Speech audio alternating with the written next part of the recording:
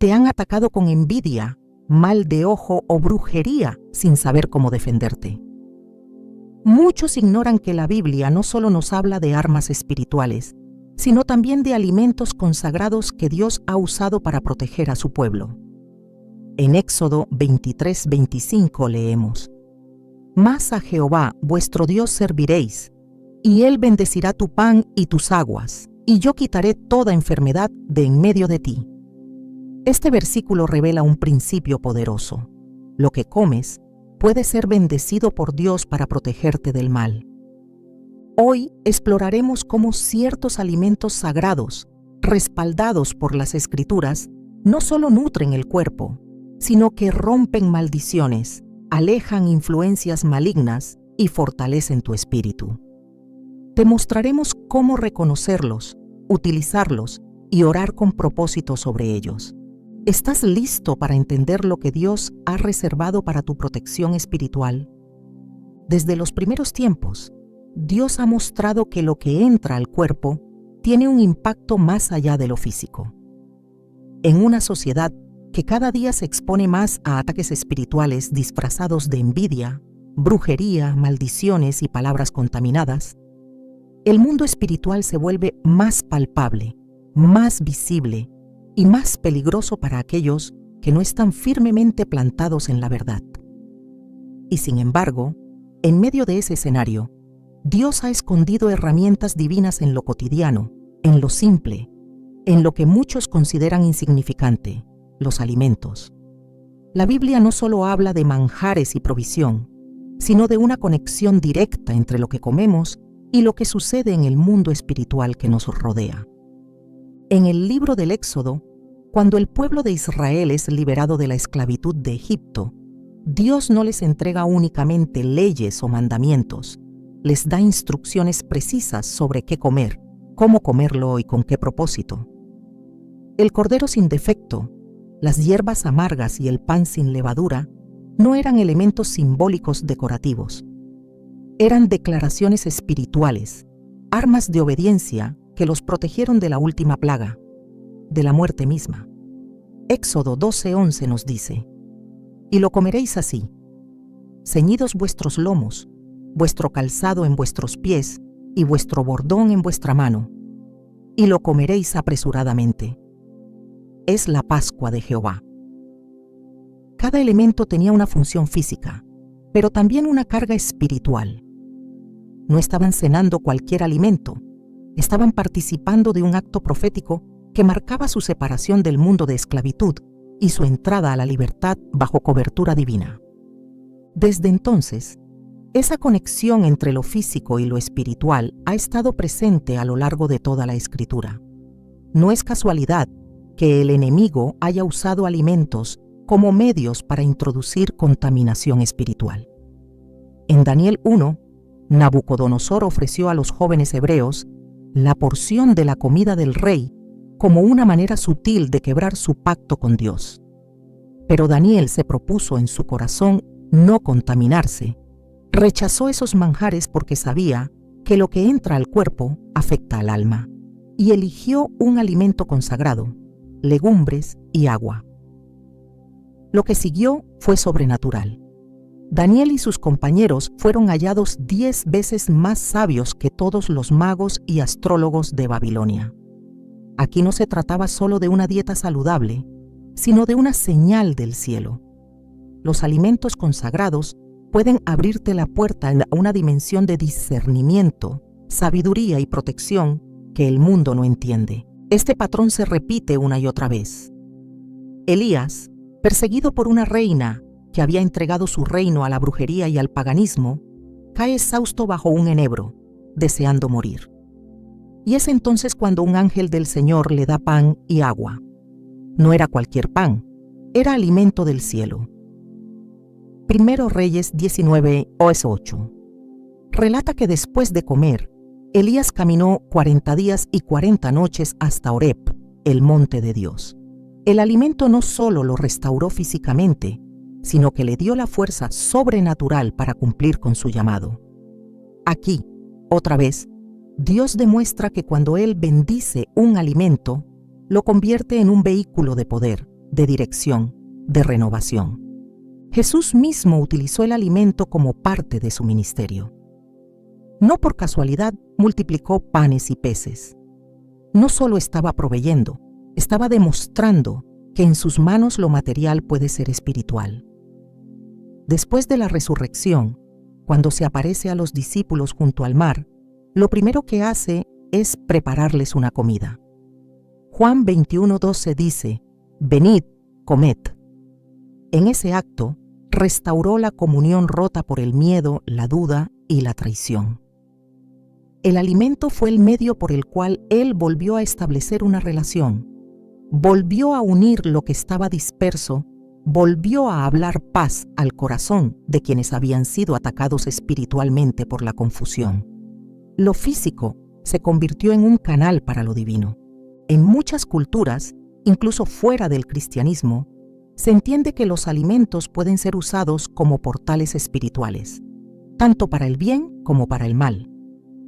En la santería, en el espiritismo, en la brujería tradicional africana o caribeña, se utilizan comidas específicas, ofrendas, bebidas, todo como medio para invocar, manipular o atraer fuerzas espirituales. El enemigo ha copiado esta dinámica porque sabe que fue Dios quien primero estableció este principio. El problema es que muchos hijos de Dios han olvidado que también tienen acceso a esa dimensión, pero desde la luz, porque cuando Dios bendice un alimento, lo santifica y lo convierte en escudo, en espada, en cobertura.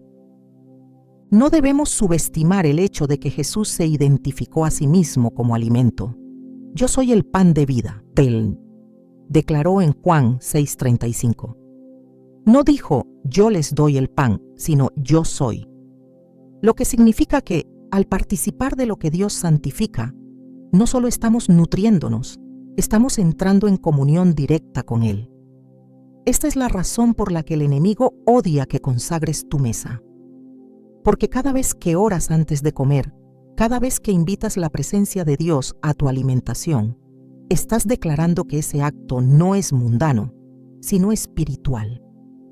Y si hay algo que repele la brujería, es una vida donde lo cotidiano ha sido rendido a Dios. No necesitas grandes rituales para deshacer un ataque de hechicería. Necesitas un corazón obediente y alimentos bajo bendición. Pablo, en su carta a Timoteo, abordó esta verdad con claridad. En 1 Timoteo 4:4-5 dice: «Porque todo lo que Dios creó es bueno, y nada es de desecharse, si se toma con acción de gracias, porque por la palabra de Dios y por la oración es santificado». Este versículo es más que una frase para bendecir los alimentos. Es un principio de guerra espiritual. Al orar sobre lo que comes, estás activando una protección invisible que el enemigo no puede cruzar. Por eso, muchos brujos saben que cuando una persona consagra sus alimentos diariamente, cuando ayuna con intención espiritual, cuando toma aceite, pan o agua con oración y palabra, sus ataques no prosperan, porque Dios habita en lo que ha sido entregado a Él con fe. Hay testimonios poderosos de personas que fueron liberadas de ataduras espirituales, no por una imposición de manos, sino por comenzar a consagrar lo que comían. Una mujer, por ejemplo, relató que durante años sufría de sueños oscuros, pesadillas recurrentes y enfermedades extrañas. Buscó ayuda espiritual y fue guiada a revisar lo que consumía, no solo físicamente, sino espiritualmente. Empezó a bendecir cada alimento, a leer la palabra mientras cocinaba, a ungir su cocina con aceite. En semanas, las pesadillas cesaron. Su cuerpo se fortaleció. Su fe creció. Y comprendió una verdad que cambió su vida. El enemigo también entra por la boca. Pero si lo que entra está cubierto por la gloria de Dios, no hay maldición que se quede. La iglesia primitiva entendía este principio. Hechos 2:46 dice que comían juntos con alegría y sencillez de corazón. Ese compartir de alimentos no era solo compañerismo, era unidad espiritual, era protección colectiva. Era un acto de resistencia ante el mundo que los perseguía.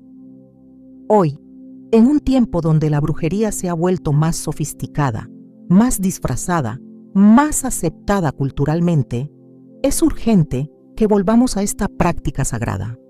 Bendecir, consagrar y usar los alimentos como armas de luz. En el Antiguo Testamento, incluso las festividades eran marcadas por alimentos específicos.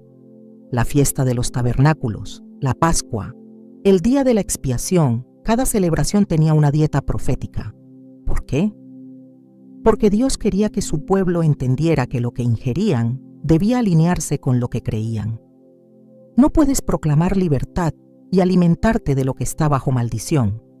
No puedes hablar de victoria y seguir consumiendo lo que proviene de altares ajenos. Hay una limpieza que comienza en la boca. Y no es solo lo que decimos, es también lo que comemos. La Escritura está llena de alimentos que representan pactos. El vino, por ejemplo, fue usado por Jesús para representar su sangre. No era una figura aleatoria. Era la confirmación de que todo lo que Dios toca puede ser santificado y convertirse en señal.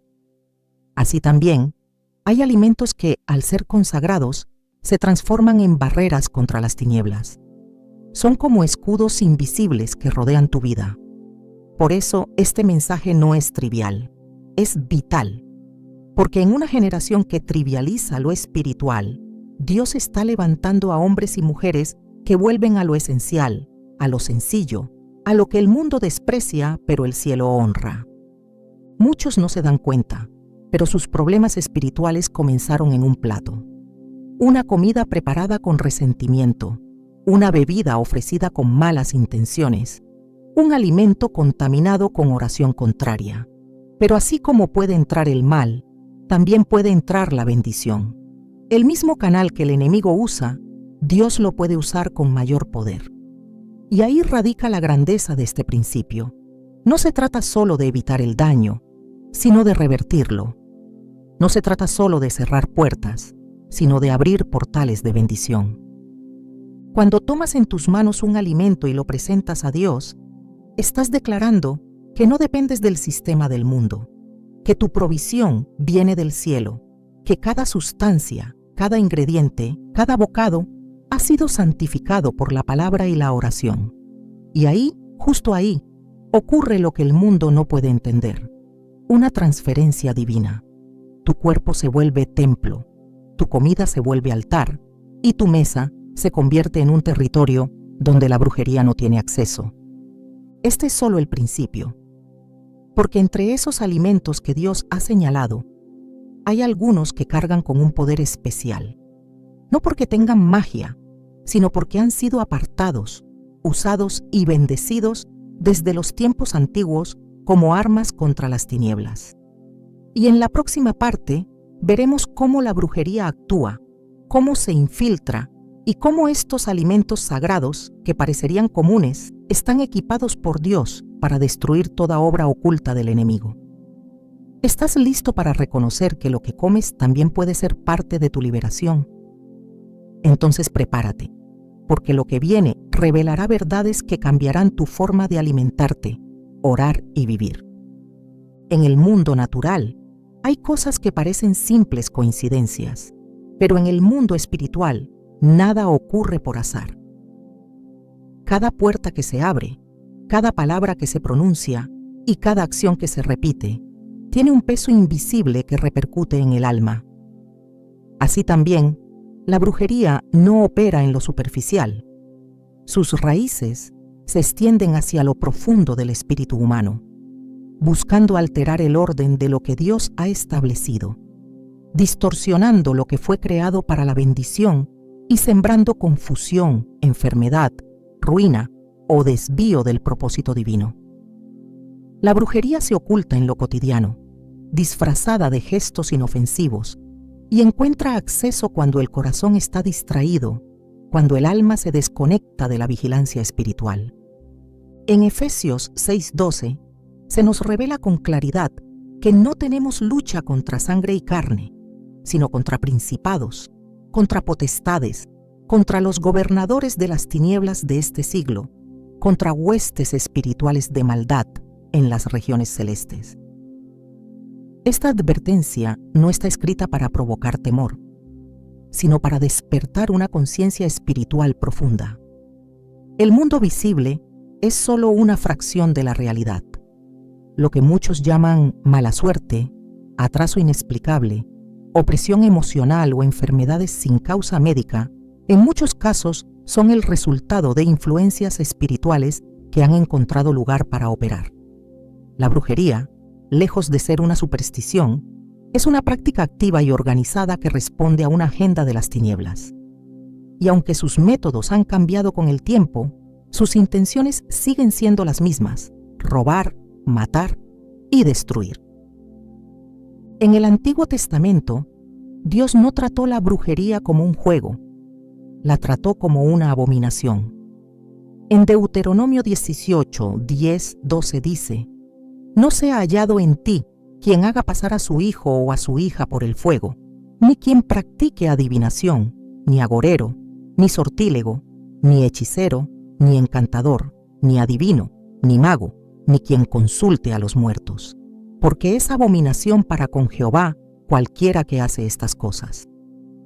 Esta instrucción fue dada para proteger al pueblo de Israel de caer en los mismos errores que las naciones paganas que los rodeaban. La advertencia era directa, porque las consecuencias eran profundas. Cuando alguien permitía que estas prácticas entraran en su entorno, abría puertas que alteraban la atmósfera espiritual de su vida y su descendencia. La brujería opera principalmente por legalidad espiritual. No necesita gritos ni espectáculos. Solo necesita acceso. Y ese acceso, muchas veces, se otorga sin saberlo. El pecado, la desobediencia, la idolatría, el resentimiento y la falta de perdón son como llaves invisibles que abren portales al enemigo. En Números 22, Balac contrató a Balaam para maldecir al pueblo de Dios. Pero Balaam no pudo maldecir lo que Dios había bendecido.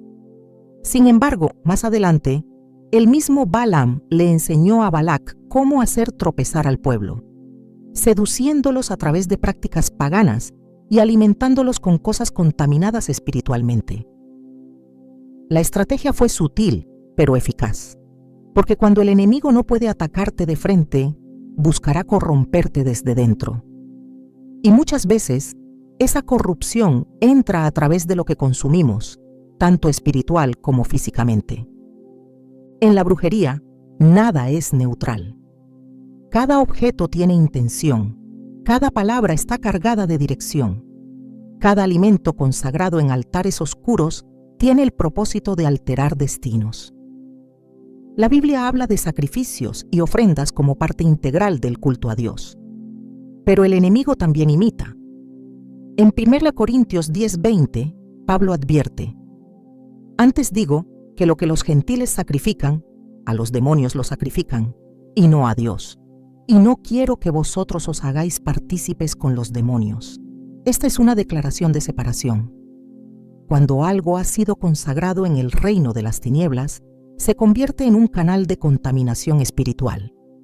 Y si es recibido sin discernimiento, sin oración, sin cobertura, abre una grieta por donde lo impuro entra. La brujería también se fortalece por medio de las palabras. En Proverbios 18:21 se afirma que la muerte y la vida están en poder de la lengua.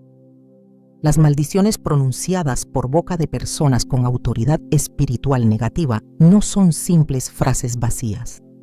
Son lanzas dirigidas al alma, pero no actúan solas.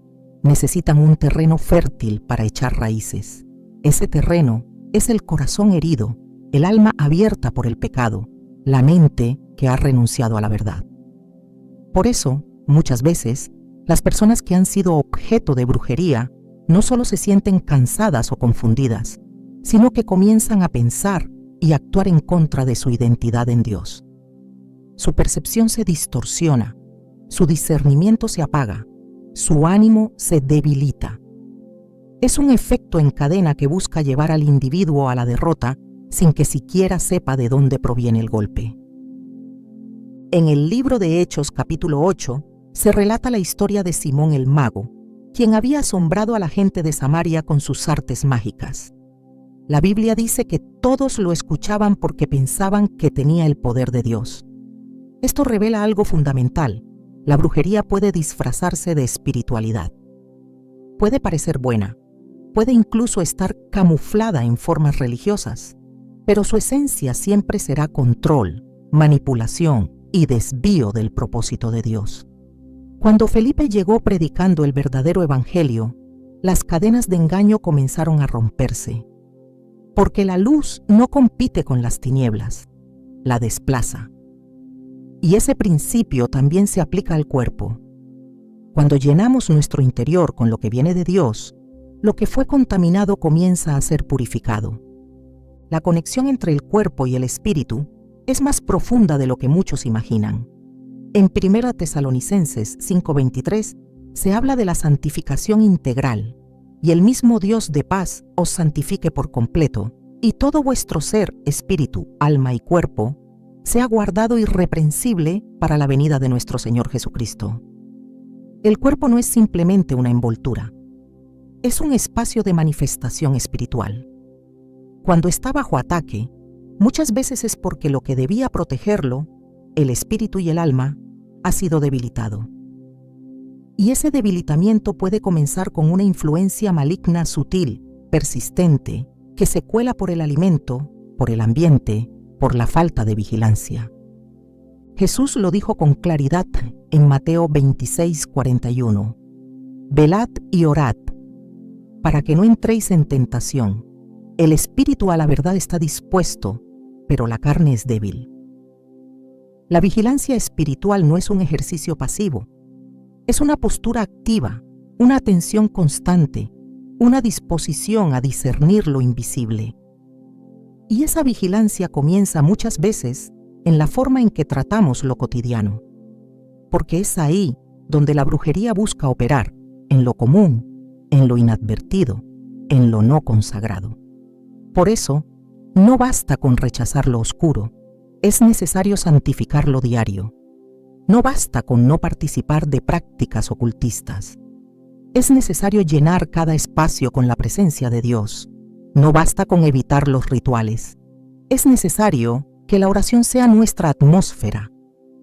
En Zacarías 3, el profeta tiene una visión del sumo sacerdote Josué, que estaba delante del ángel del Señor, y Satanás estaba a su derecha para acusarlo. Josué llevaba ropas sucias. Esta imagen no es física solamente. Representa una condición espiritual de contaminación, de acceso concedido al enemigo por medio de impurezas. Pero el ángel del Señor lo reprende y ordena que se le cambien las vestiduras. Este acto simboliza lo que ocurre cuando se rompe la influencia de la brujería. El alma es restaurada, el cuerpo es limpiado.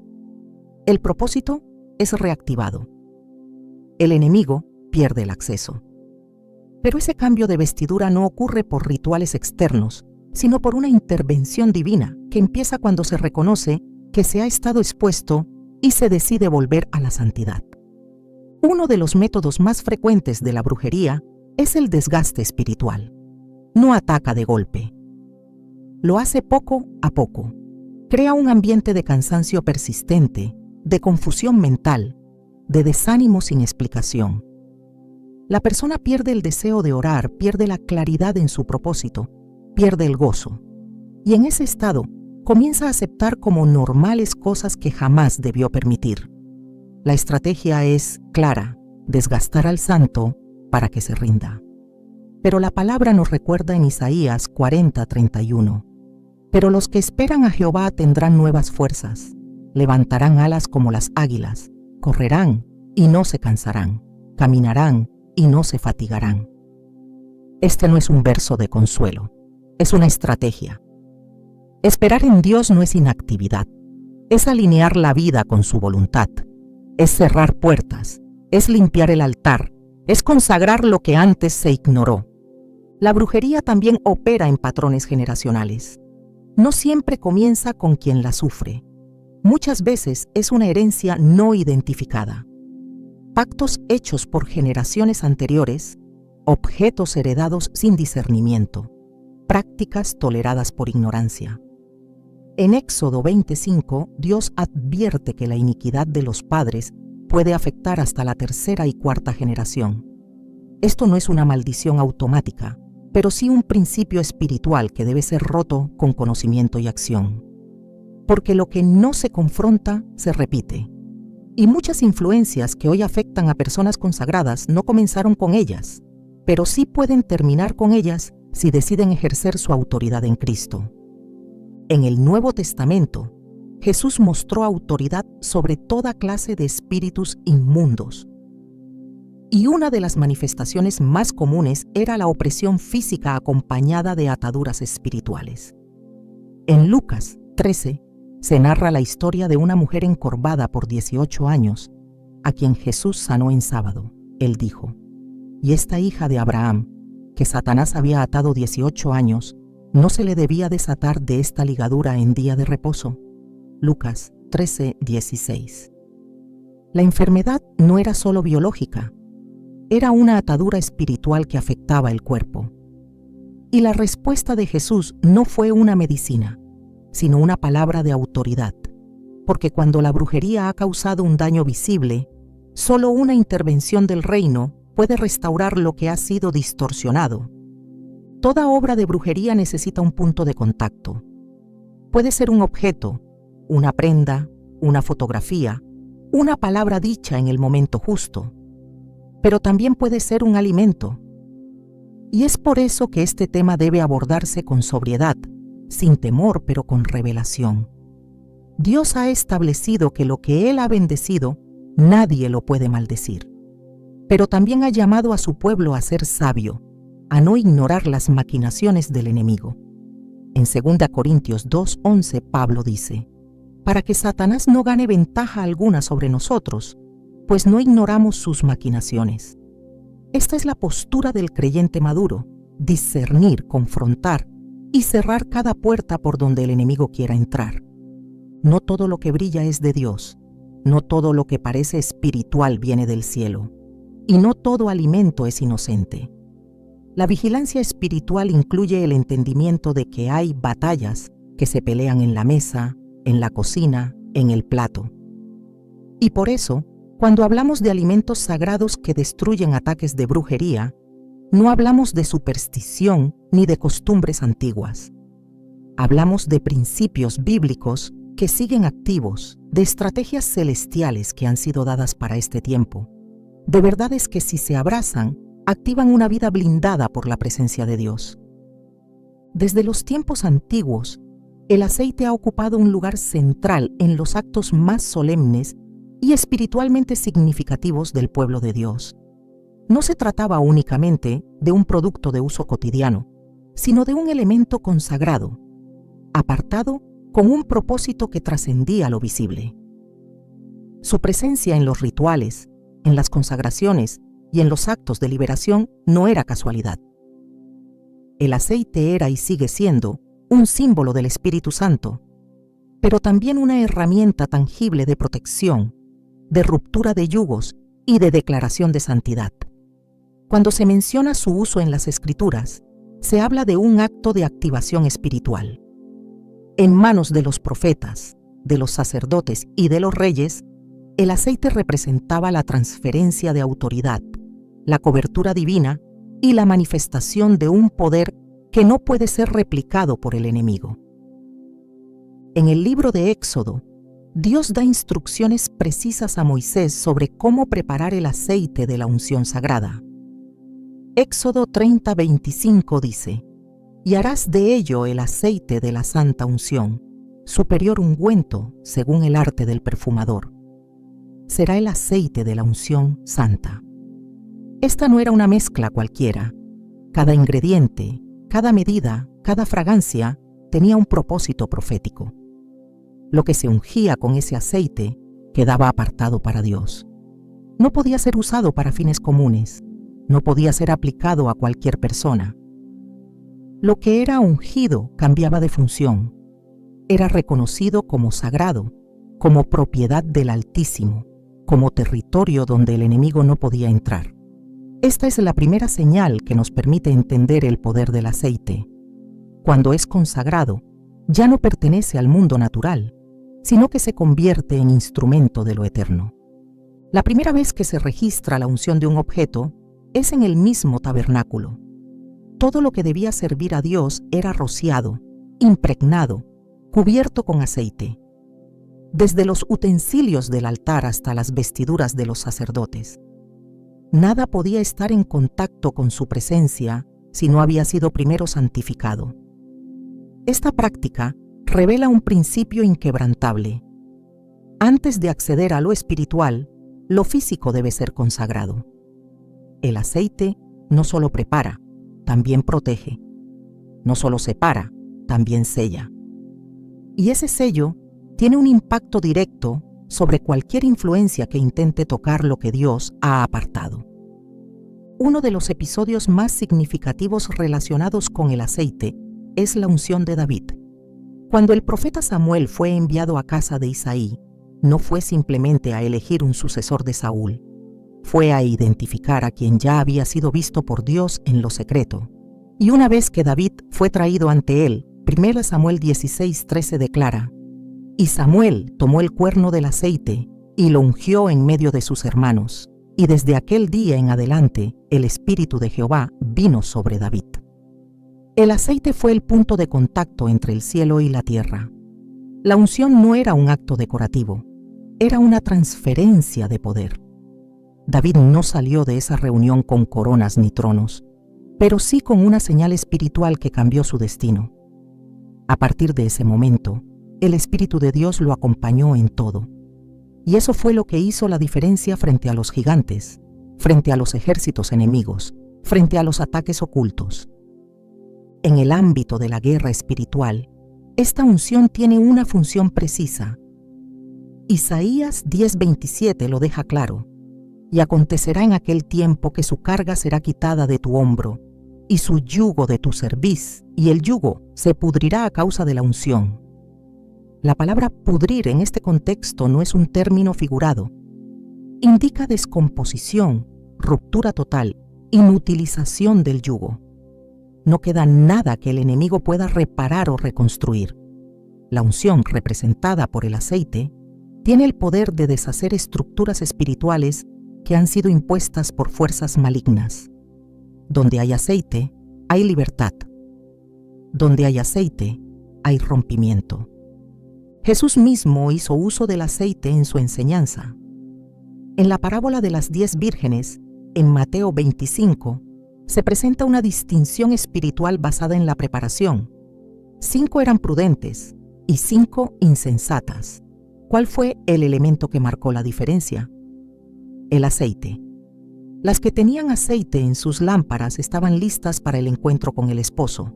Las otras, aunque esperaban, no estaban preparadas. Esta parábola no solo habla del regreso de Cristo, también ilustra la importancia de mantener la vida interior saturada del Espíritu, pero también protegida por la consagración. Porque una lámpara sin aceite no solo deja de alumbrar, se vuelve vulnerable, inútil, incapaz de resistir la oscuridad. En Marcos 6:13 se describe cómo los discípulos enviados por Jesús echaban fuera demonios y sanaban a los enfermos, ungiendo con aceite a muchos enfermos, y sanaban. Esta acción no se limitaba a una costumbre cultural. Era una orden con resultados visibles. El aceite era aplicado con fe, con autoridad y como canal del poder de Dios. El mismo principio es confirmado en Santiago 5:14. ¿Está alguno enfermo entre vosotros?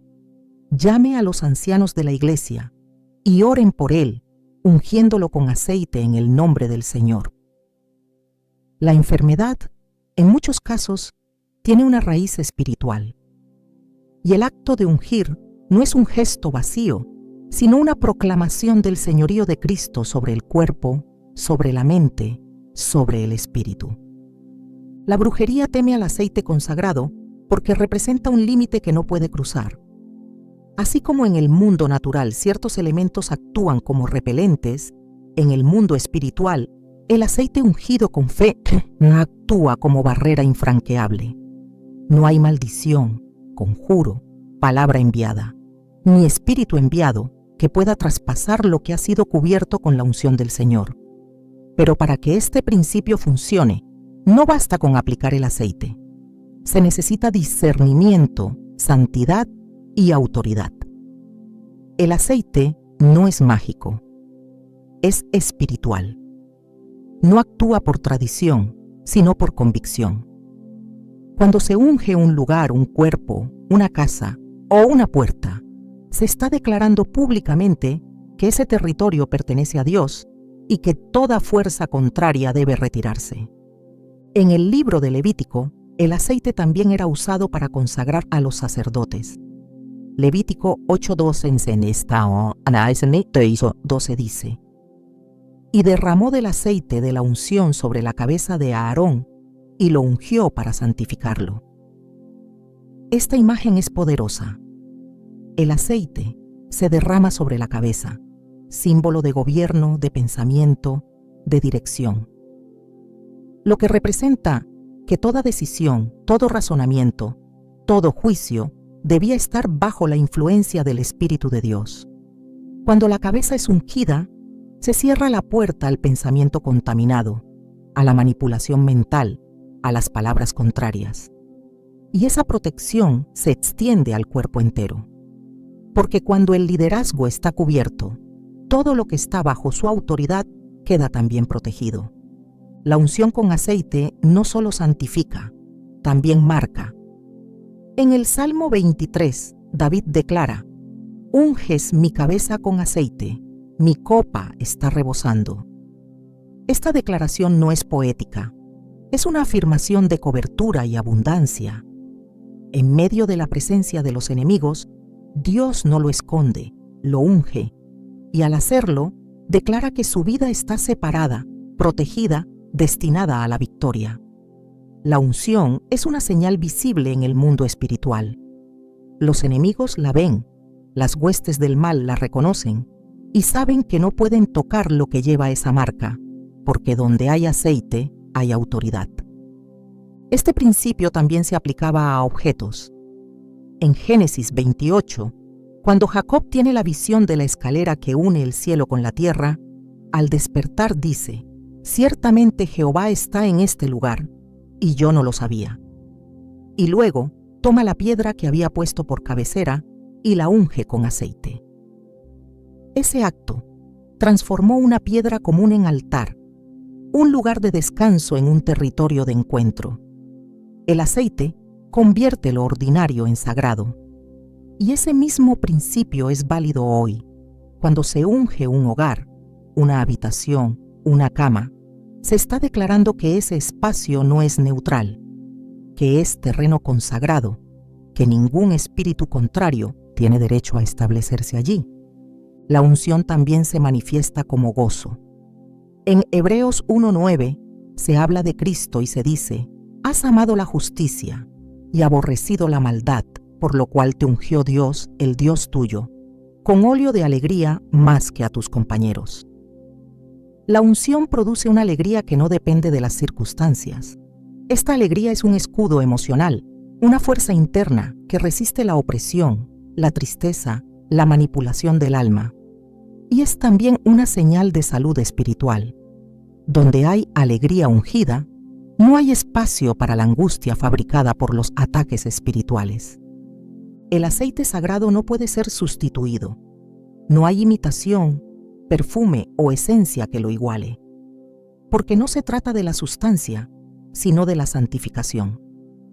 Y esta solo se alcanza cuando se ora sobre el aceite, cuando se invoca el nombre del Señor, cuando se le consagra con fe y reverencia.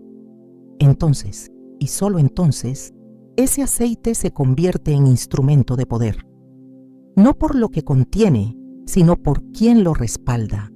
Y cuando se aplica sobre alguien que vive en obediencia, sus efectos son incontestables.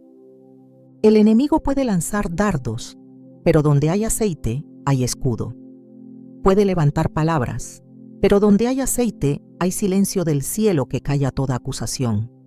Puede intentar entrar, pero donde hay aceite, hay fuego invisible que lo consume todo. Esta es la realidad que muchos han olvidado, que lo espiritual se activa con lo que Dios ha determinado como sagrado, que hay objetos que al ser consagrados son armas, y que entre esos el aceite ocupa un lugar único. El aceite es uno de los alimentos sagrados que destruye ataques de brujería no por tradición, sino por autoridad espiritual delegada. Su uso no debe ser reducido a momentos de crisis, debe ser parte de la vida diaria.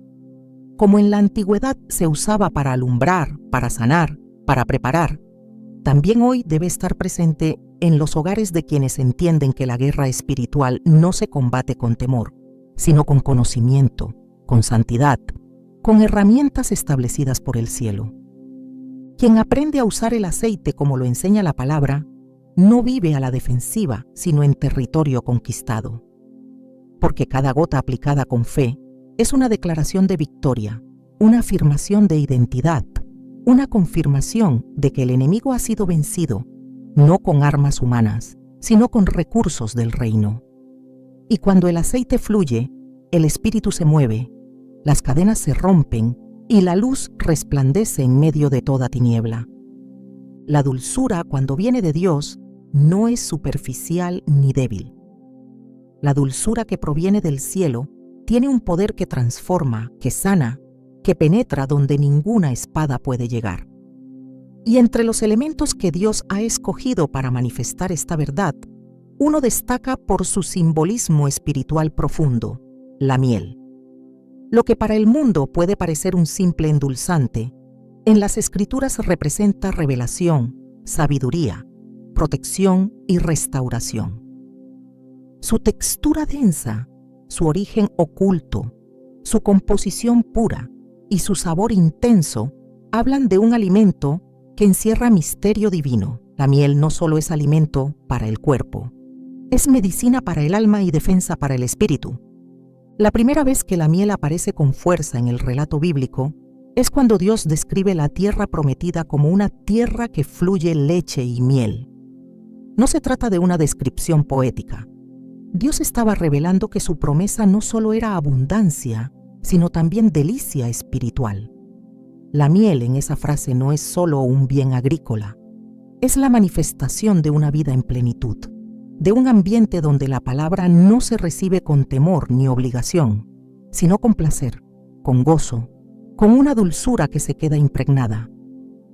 En Deuteronomio 8:8, al enumerar las bendiciones de la tierra, se menciona la miel junto al trigo, la cebada y los frutos. Pero ella ocupa un lugar final, como quien corona la lista con un símbolo de perfección. Porque cuando la miel aparece, no se trata de cantidad, sino de calidad espiritual. Proverbios 16:24 lo afirma con claridad. Panal de miel son los dichos suaves, suavidad al alma y medicina para los huesos. Este versículo no solo habla de palabras agradables, está declarando un principio espiritual. Lo que es dulce en la dimensión de Dios, sana. La dulzura no es debilidad. Es un lenguaje del cielo que combate las palabras duras del enemigo. Porque la brujería actúa muchas veces por palabras malditas, lanzadas con intención, alimentadas por odio, cargadas de veneno. Y lo que esas palabras buscan es producir amargura, confusión, peso emocional. La miel, cuando es consagrada, representa lo contrario.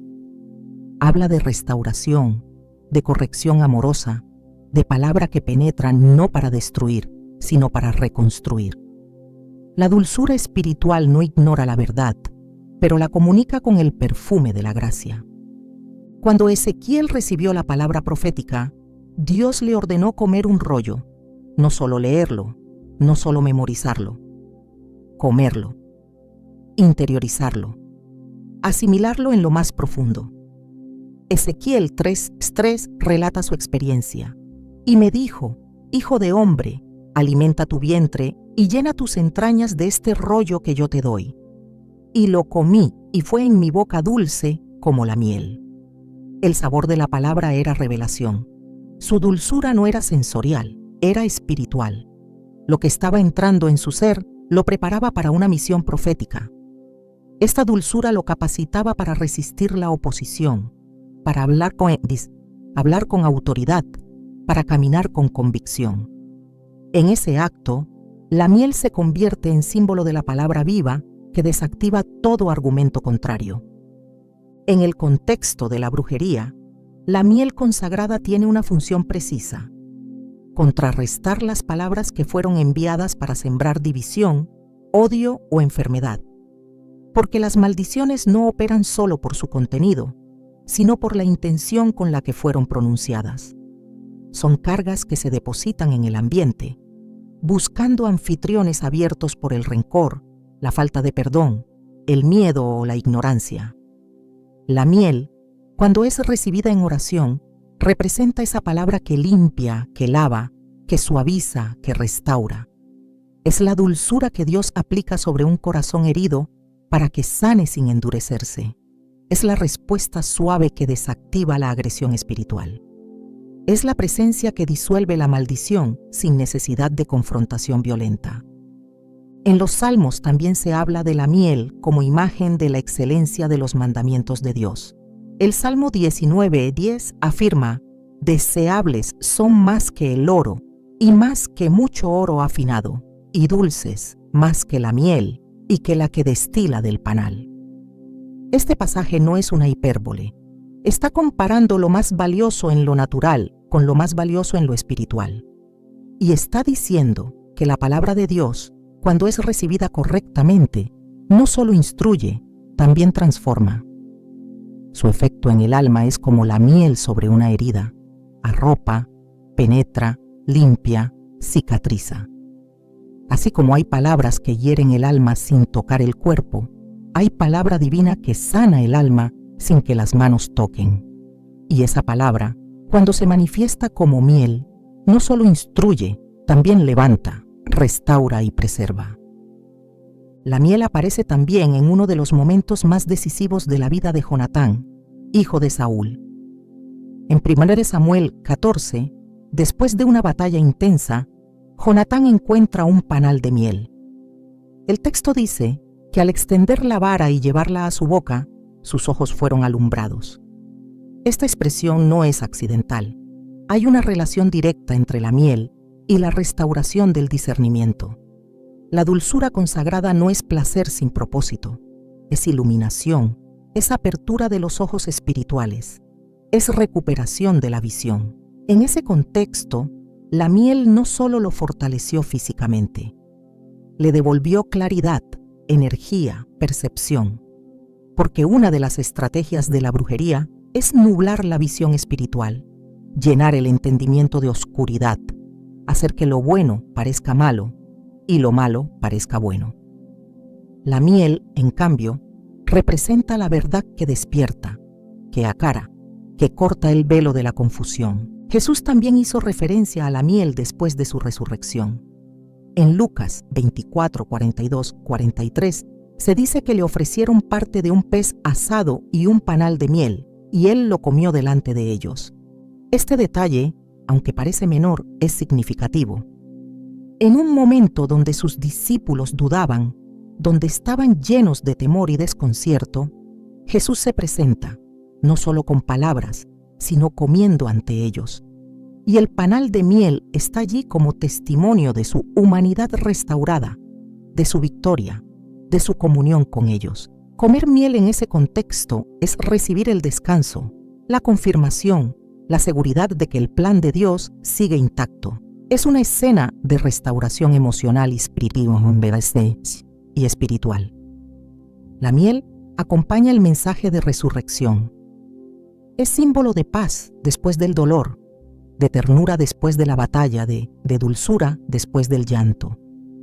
En Cantar de los Cantares, la miel aparece en un contexto profundamente espiritual.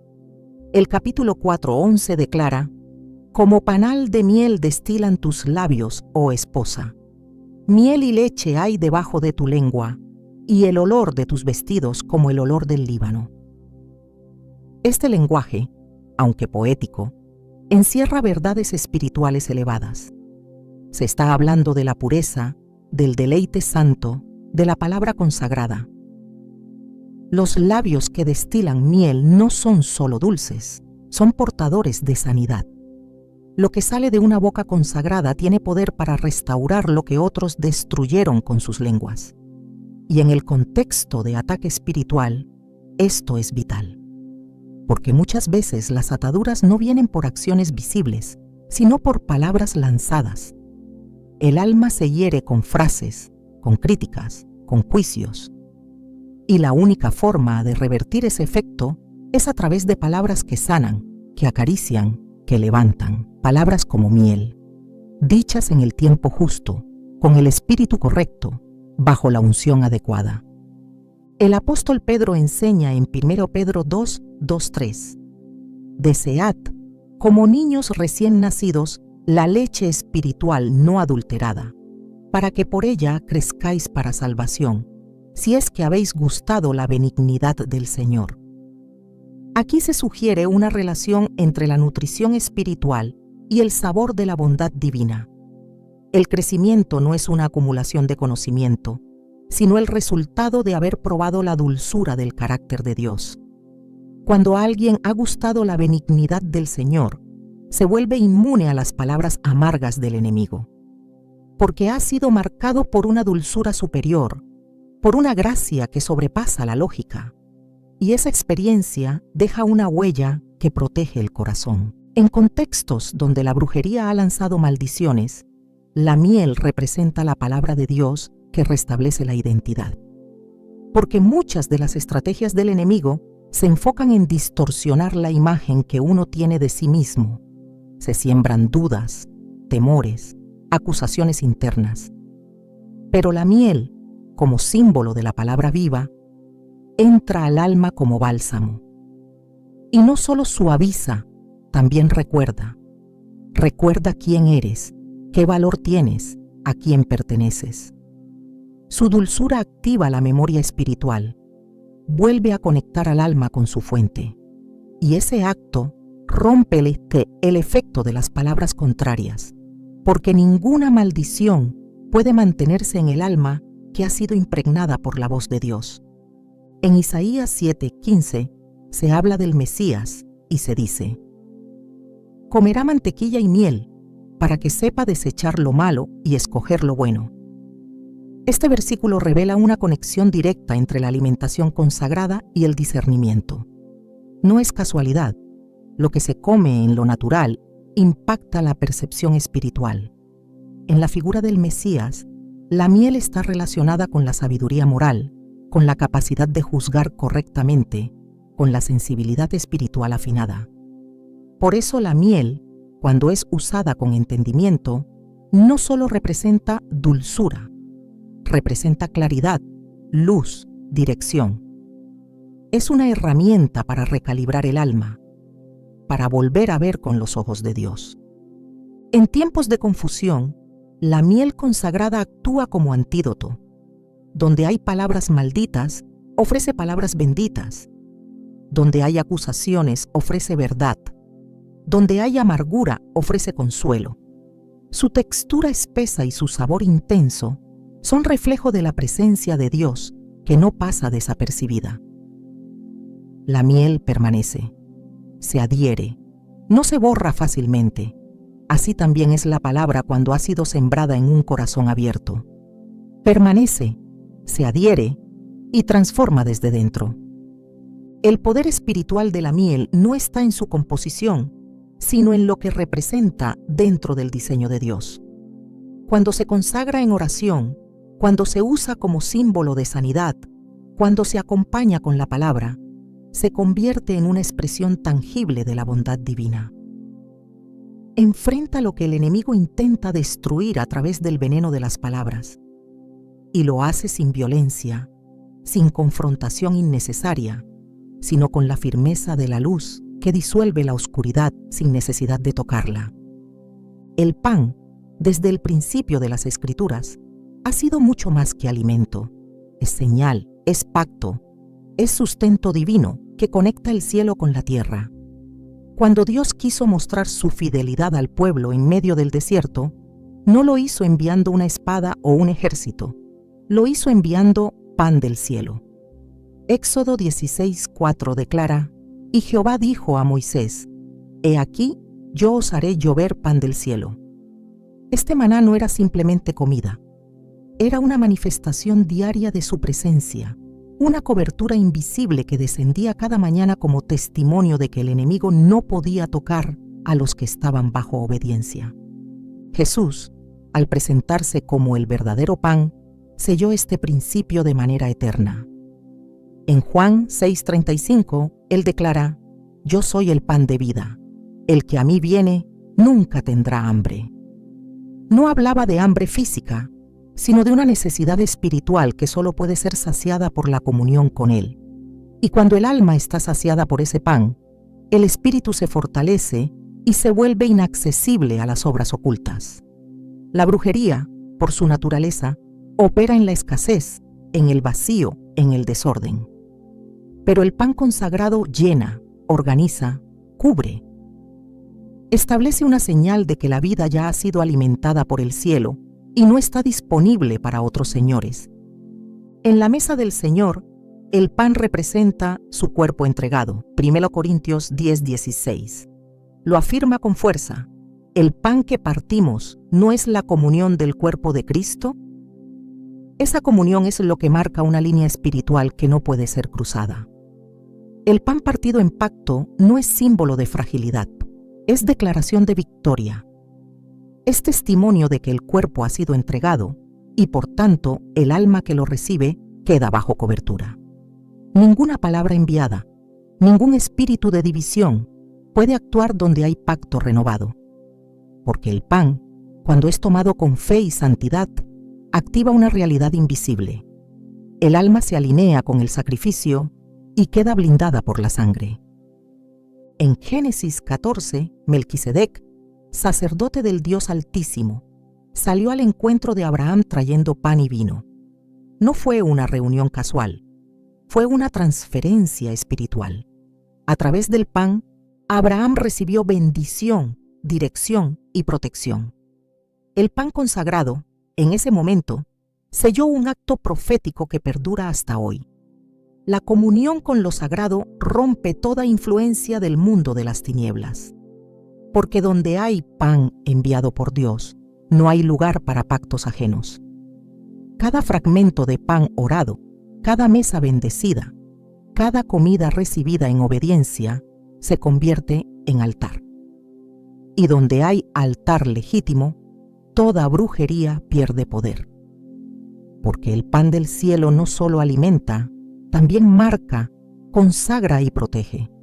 Todo lo que Dios aparta para sí, Él lo consagra. Y todo lo que consagra, lo transforma en instrumento sagrado. Esa es la esencia de la santificación. Separar algo del uso común para convertirlo en canal del cielo. Así ocurre con los alimentos que Dios ha señalado como armas espirituales. Su poder no está en la materia en sí, sino en la consagración. No es el aceite, ni la miel, ni el pan, ni ningún otro alimento lo que destruye la obra de la brujería. Es el acto de fe, la santidad del corazón, la obediencia espiritual con la que esos elementos son presentados ante Dios. Cuando el pueblo de Israel ofrecía sacrificios, no lo hacía con cualquier cosa. Tenía que ser sin mancha, sin defecto, traído con reverencia y entregado con un corazón alineado al cielo. La pureza del corazón siempre ha sido el filtro por donde pasa el poder espiritual. El acto de consagrar un alimento comienza con la comprensión de quién es Dios. No se trata de repetir fórmulas, se trata de reconocer su autoridad, su santidad, su soberanía. Cuando Jesús tomó los 5 panes y los 2 peces en Juan 6, no comenzó distribuyéndolos. Primero levantó los ojos al cielo y dio gracias.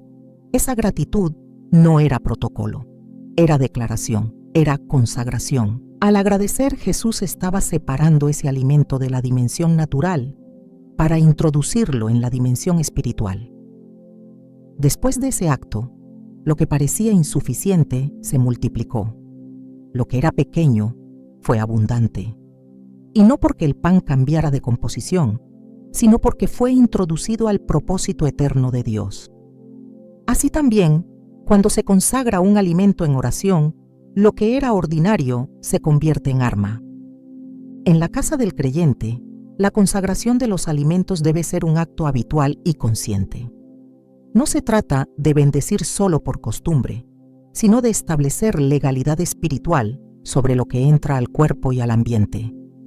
En Marcos 16:18, Jesús dijo que si bebieran cosa mortífera, no les hará daño. Esto no es licencia para la imprudencia, sino una promesa de cobertura para quien vive bajo obediencia.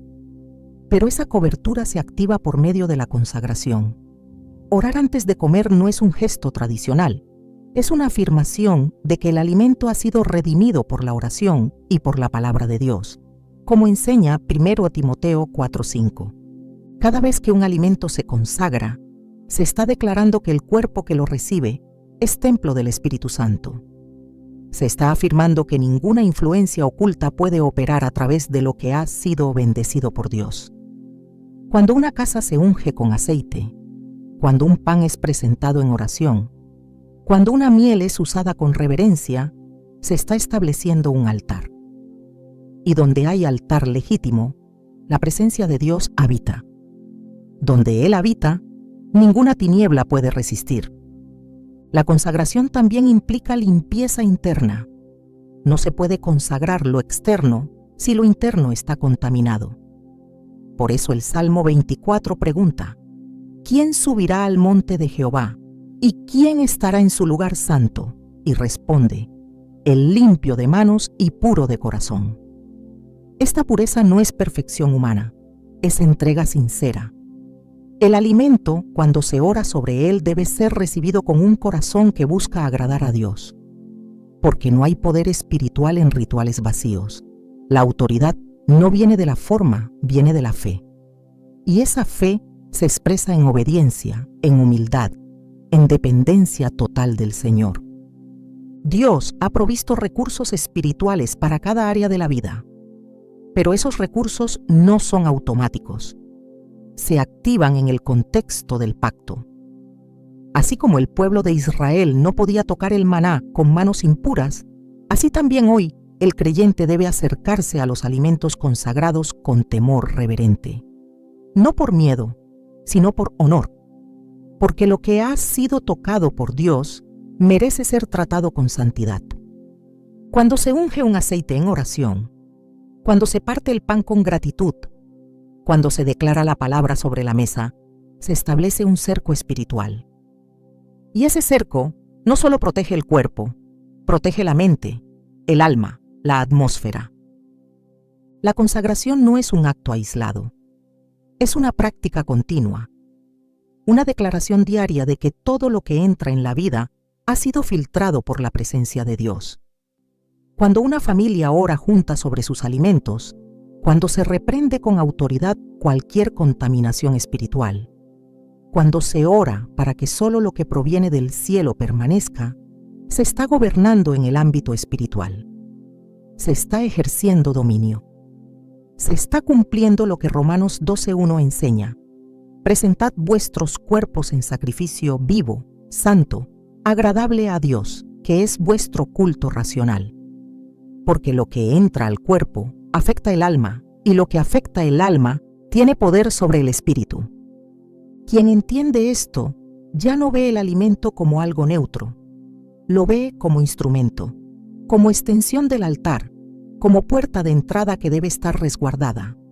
Y por eso no acepta cualquier cosa, no consume sin discernimiento, no se alimenta sin oración, porque ha comprendido que Dios ha puesto en lo sencillo una parte del diseño para la victoria espiritual, que lo que se consagra con fe se convierte en cobertura, que lo que se recibe con santidad se transforma en fortaleza, que lo que se presenta a Dios ya no puede ser tocado por el enemigo. Lo consagrado permanece, lo santificado se eleva, lo presentado en obediencia se multiplica. Y así como en el templo no se permitía que lo impuro tocara el altar, en la vida del creyente tampoco se permite que lo oscuro toque lo que ha sido consagrado. Porque en cada alimento bendecido hay una declaración: esta casa le pertenece al Señor, esta vida está cubierta, este cuerpo ha sido apartado, y por tanto, ninguna brujería, ningún mal deseo, ninguna palabra enviada tiene legalidad aquí. El altar está sellado, la mesa está rodeada de fuego, y lo que fue preparado con fe ha sido activado como arma para vencer. Lo que Dios ha creado para bendecir, el enemigo ha intentado usar para confundir. Pero cuando el pueblo de Dios despierta y reconoce el valor espiritual de lo que ha sido santificado desde el principio, entonces lo invisible comienza a alinearse. Los alimentos sagrados no son reliquias de un pasado religioso, son llaves activas que siguen abriendo puertas en lo sobrenatural. Cada uno de ellos ha sido diseñado para restaurar el orden, redimir lo cotidiano y activar lo profético en lo ordinario. No se trata de superstición ni de tradición vacía, es diseño divino manifestado en lo tangible. Hoy no solo has visto cuáles son esos alimentos, has sido llamado a entender que la guerra espiritual también se libra en la mesa, en el altar familiar, en el secreto del hogar. Cuando lo que comes, lo que tocas y lo que compartes es gobernado por la presencia de Dios, tu entorno entero se transforma. No solo se rompen ataduras, se establece reino, porque donde hay obediencia hay autoridad, y donde hay santidad hay poder. Dios no necesita elementos sofisticados para mostrar su gloria. Le basta con un pan, una gota de aceite, una cucharada de miel, en manos de alguien que ha decidido caminar en santidad.